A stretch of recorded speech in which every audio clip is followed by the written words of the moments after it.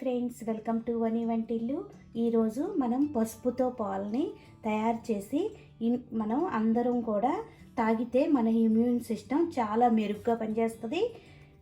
చాలా హెల్తీగా కూడా మనం ఉంటాము. ఈ విధంగా తయారు చేసి తాగితే పసుపు వేసి పాలని పిల్లలకి మీరు ఇలా తయారు చేసి ఇచ్చినట్లయితే పసుపు యాంటీబయాటిక్గా జలుబు దగ్గు వాటిని దరిచేరకుండా చూస్తుంది. దీనిలో వేసిన అల్లం కానీ మిరియాలు కానీ అన్నీ కూడా మనకి హెల్త్కి ఎంతో మేలు చేస్తాయి. మన ఇమ్యూనిటీ సిస్టమ్ని కూడా చాలా మెరుగుపరుస్తాయి. దీన్ని పిల్లలు పెద్దవాళ్ళు అందరూ కూడా తాగవచ్చు. స్టవ్ ఆన్ చేసుకుని ఒక గిన్నె పెట్టుకుని దానిలో 1 కప్పు పాలు పోసుకోండి. పాలని కొద్దిగా కాగనివ్వండి. అలా పాలు కాగుతున్నప్పుడు 1 కప్పు పాలకి 1/2 టీ స్పూన్ పసుపు వేసుకోండి. 1 కప్పుకి 2 మిరియాలు సరిపోతాయి. 2 మిరియాలని, మిరియాల పొడి కాకుండా మిరియాలని ఫ్రెష్ మిరియాలు ఉంటాయి కదా, ఆ మిరియాలని దంచి వేసుకోండి. నేను ఇట్లా క్రష్ చేసి వేస్తున్నాను. 2 మిరియాలు పొడి చేసుకుంటే సరిపోతుంది. దీనిలో ఇప్పుడు మనం 1/2 టీ స్పూన్ అల్లాన్ని, ఫ్రెష్ జింజర్ని తురుముకునైనా వేసుకోవచ్చు.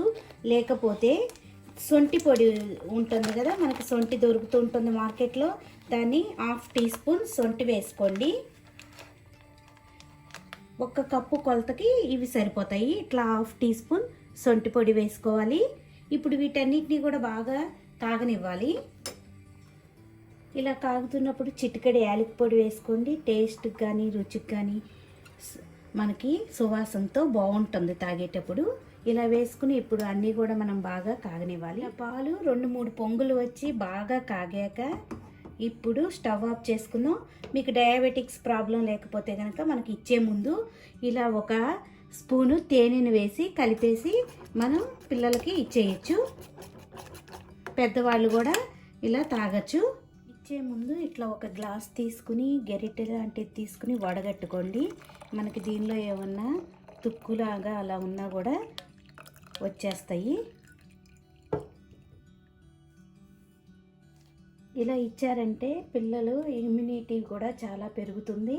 ఇలా మీకు ఈ వీడియో నచ్చినట్టయితే లైక్ చేయండి, షేర్ చేయండి, కామెంట్ చేయండి. మరిన్ని వీడియోల కోసం వని వంటిల్ని సబ్స్క్రైబ్ చేసుకోండి. Thank you for watching.